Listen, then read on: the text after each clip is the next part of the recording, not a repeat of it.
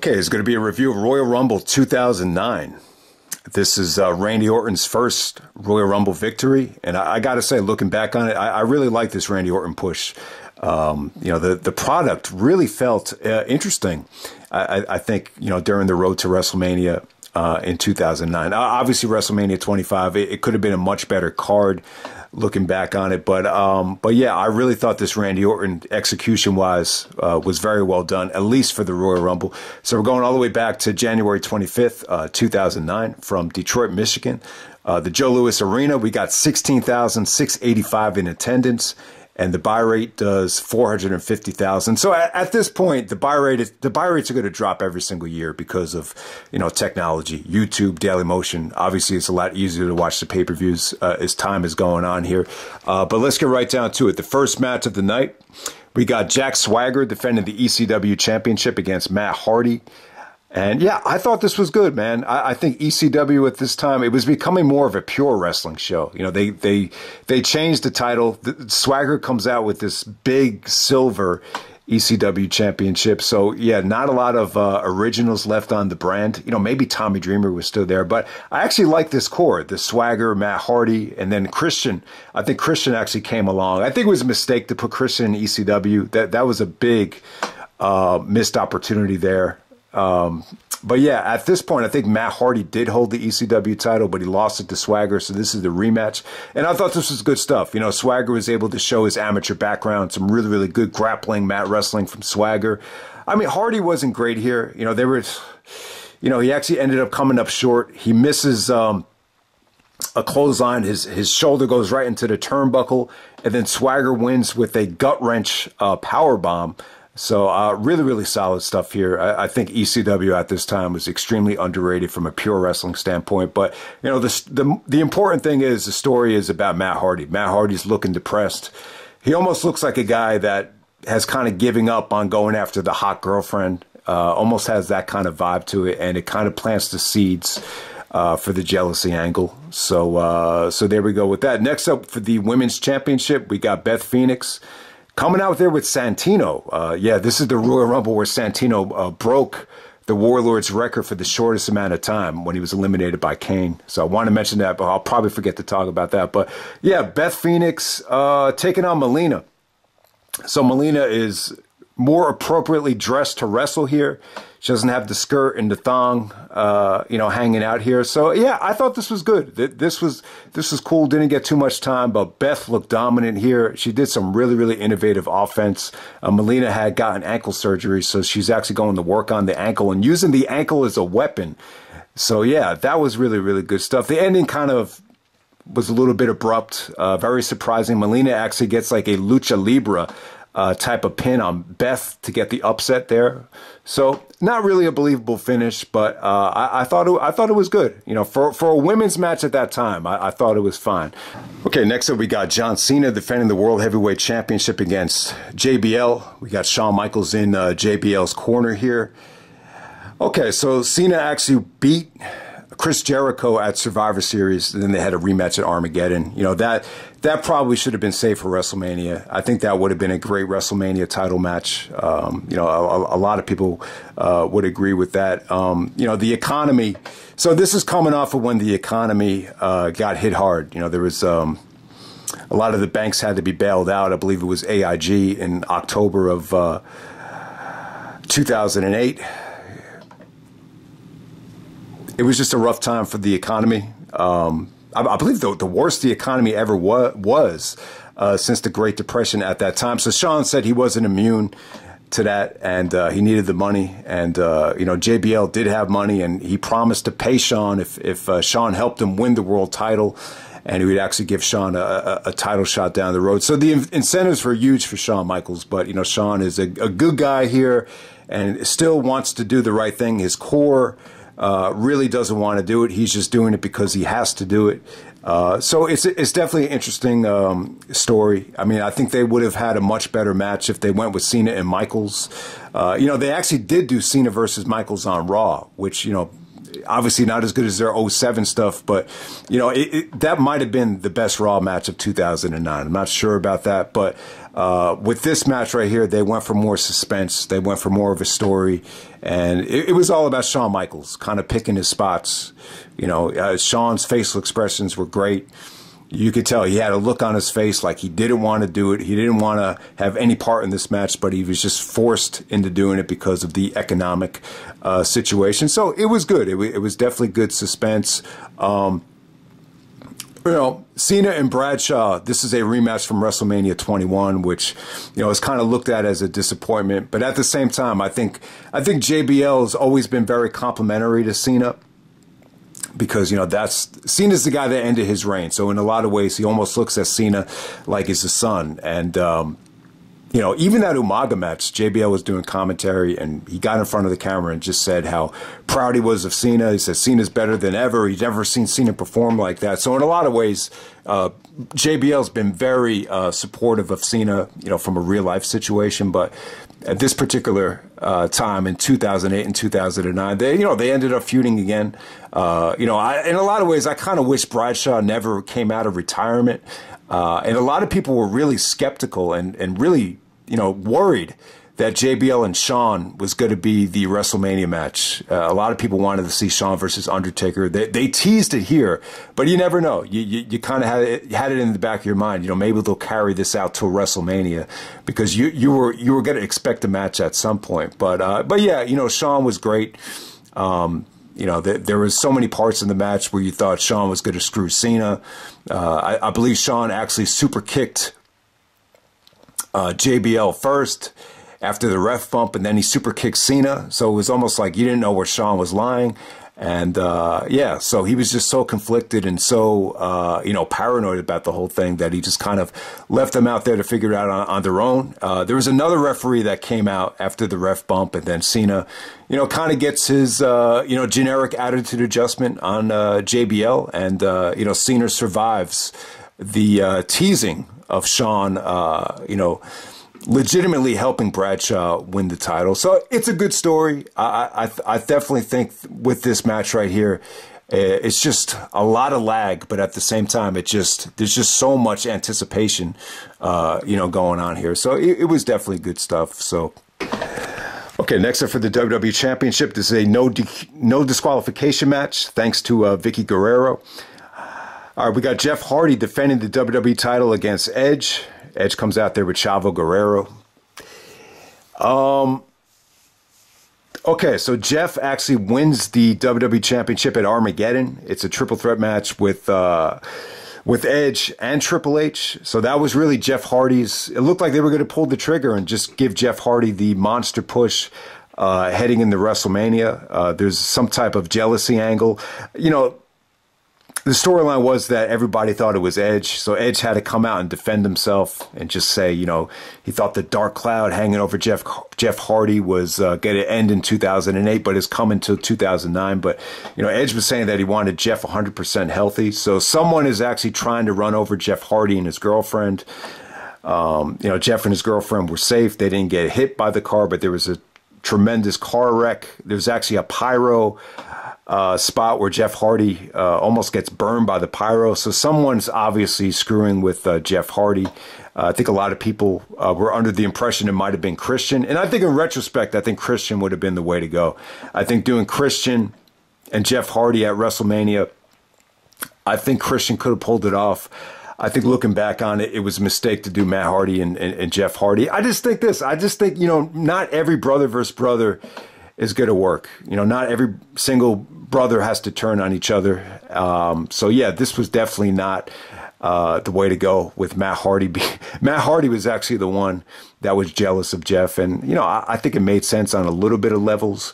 But, you know, on to the match right here. It ended up being no DQ. Kind of a little bit disappointing when you look at it from the no disqualification aspect of it. You know, for whatever reason, Jeff didn't really, it didn't feel like Jeff had the full playground and that much freedom to really play with here.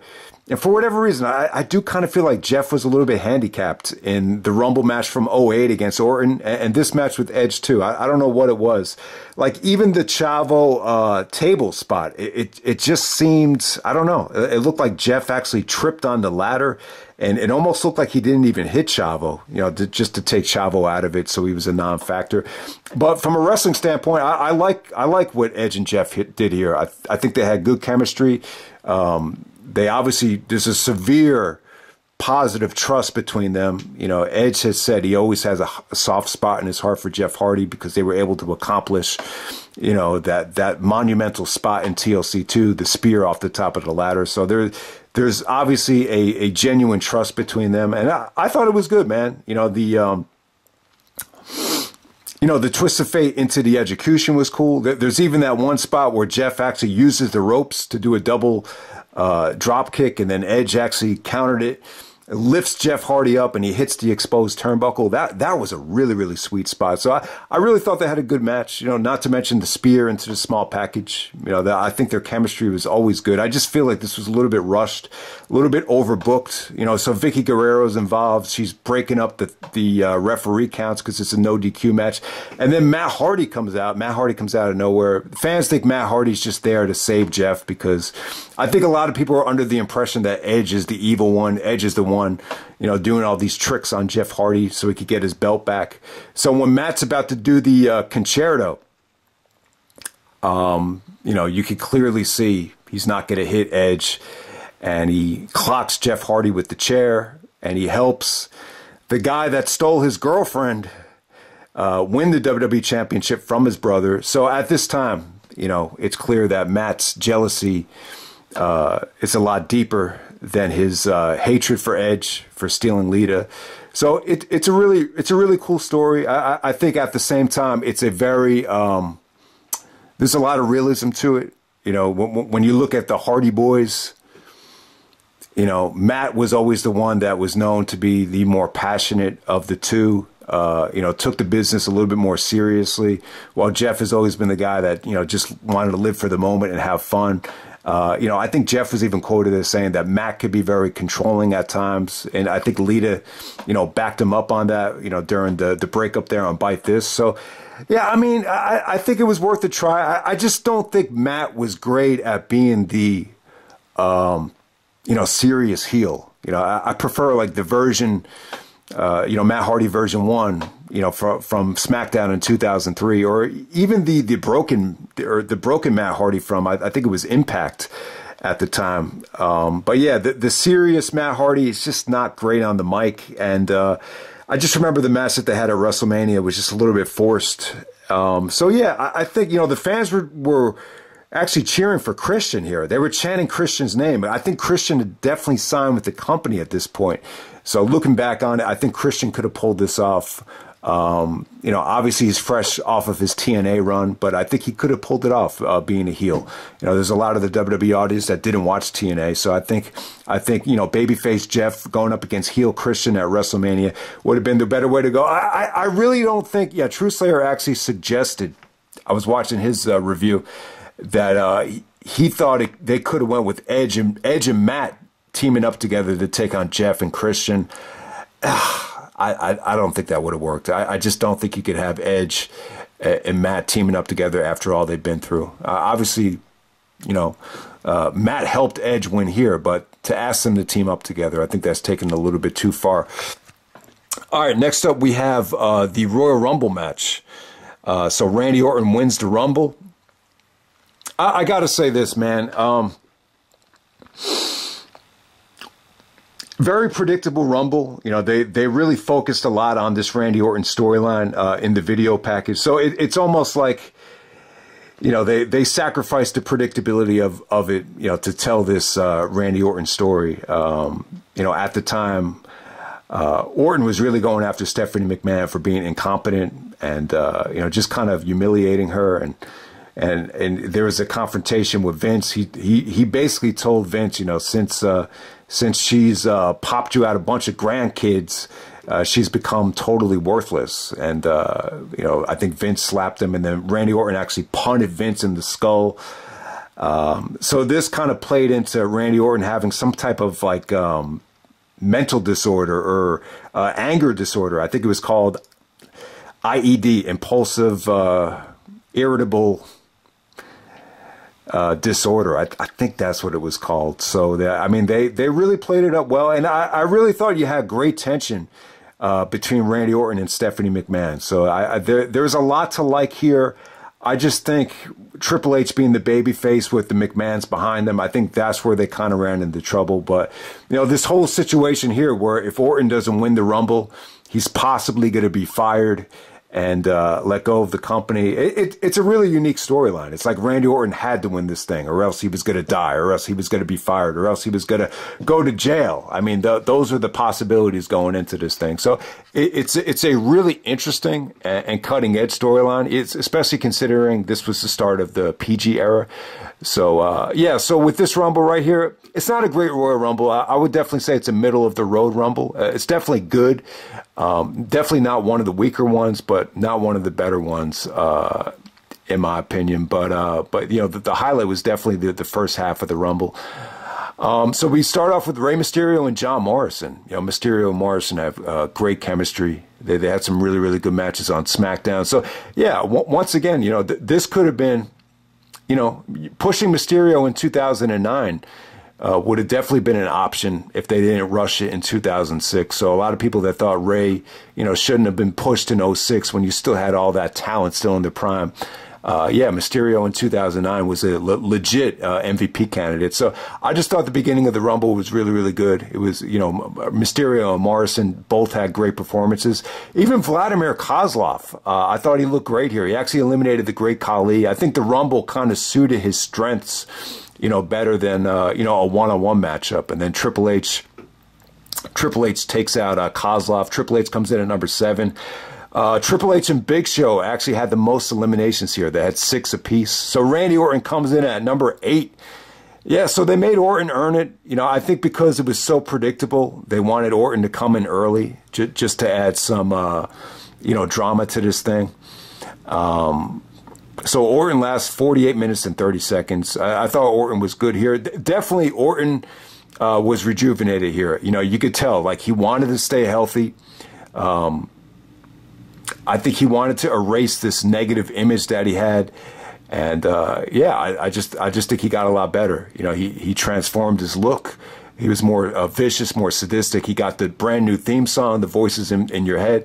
Now, I'll tell you, like, I know a lot of people would disagree with me. I prefer the Burn in My Light theme, the previous theme Orton had. But at this particular time, there was definitely a freshness about this theme. I just think it got played out over time. But the new theme for Orton definitely worked. And it's something that he was pushing for as well. Like, apparently he hated that babyface theme that he got in 2004. He felt like the odds were stacked against him, but he finally got, you know, the theme he always wanted. I think he originally wanted CM Punk's theme, but it went to Punk, and, you know, he was a little bit disappointed by that. Jericho comes in at number 11. Jericho had a really good showing. This was when Jericho was the honest man. He had a really good promo with Randy Orton. You know, you thought maybe Jericho wanted to align himself with Orton because they were the 2 top heels on Raw. But it wasn't to be. Jericho and Orton were definitely not on the same page there.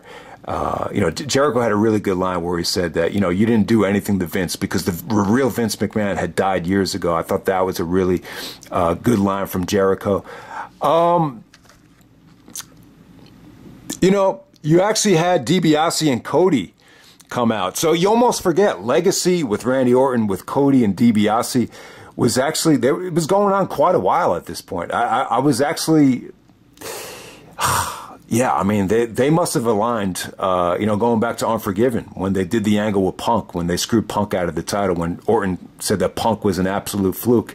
Yeah. So DiBiase and Cody, you know, they pretty much last throughout this whole thing, and you know, they basically help Randy Orton win this thing. So Undertaker comes in at number 16. Taker's definitely the most over guy in the match. CM Punk comes in at 18. Yeah, the 2 years did Punk very, very well. At this time, I believe Punk is on Raw. And yeah, got a much better reaction here than he did in 2007. You know, he was on ECW in 2007. That might have been why he got such a lackluster reaction. Shelton Benjamin comes in at number 20 with the gold hair and as the gold standard. Shelton had a good showing. He actually did a avalanche running DDT on 2 guys. That was really, really cool. Rob Van Dam comes in at number 25. Unbranded. Yeah, Van Dam, this was a one-time deal. He wasn't coming back for good.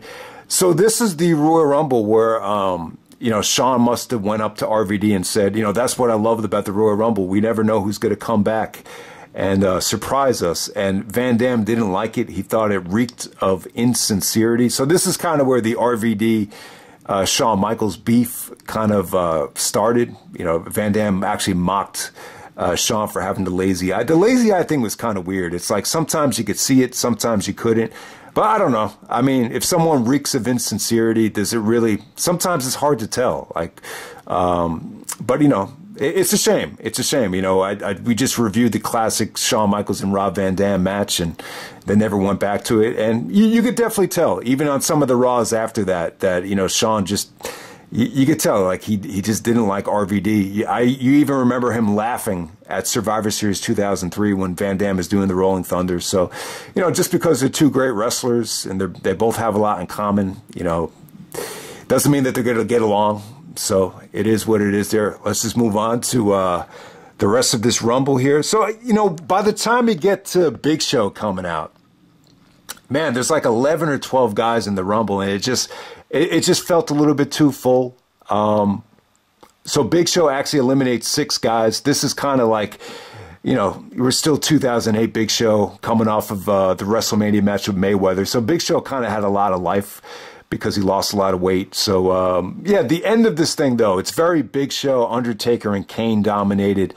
It's almost like they kind of, you know, formed a coalition right there. Jericho actually eliminates RVD.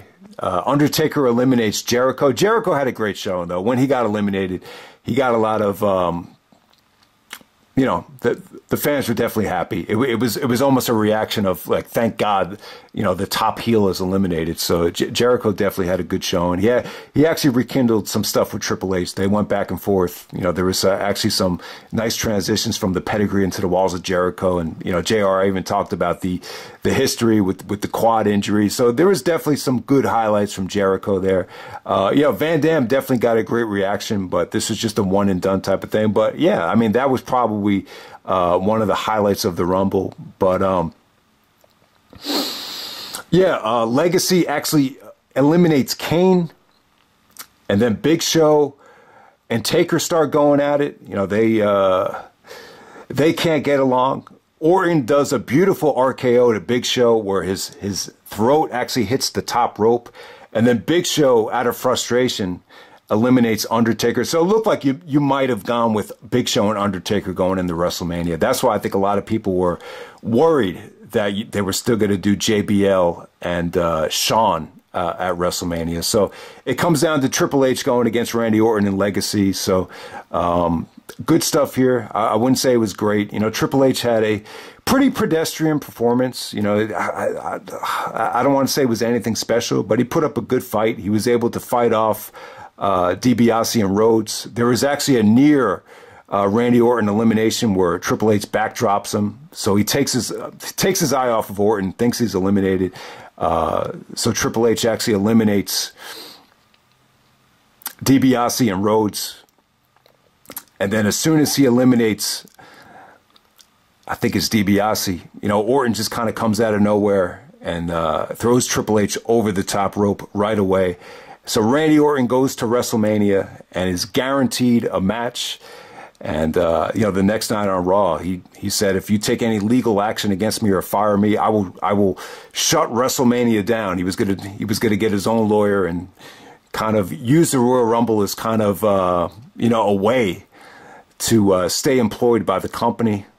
So really, really good storyline here. I think they really struck gold with it. I just think looking back in retrospect, you know, heel Randy Orton going up against babyface Triple H, it's a tough sell, especially trying to follow, a classic like Undertaker and Shawn Michaels. So I think in retrospect, man, the only way to make that interesting, or the only way to pull off something monumental, and it's kind of funny, like, man, like this was another time where they really had the chance to go full, board with Randy Orton. The Evolution stuff was another one. I really think Orton should have stayed a heel with the Evolution theme and the title.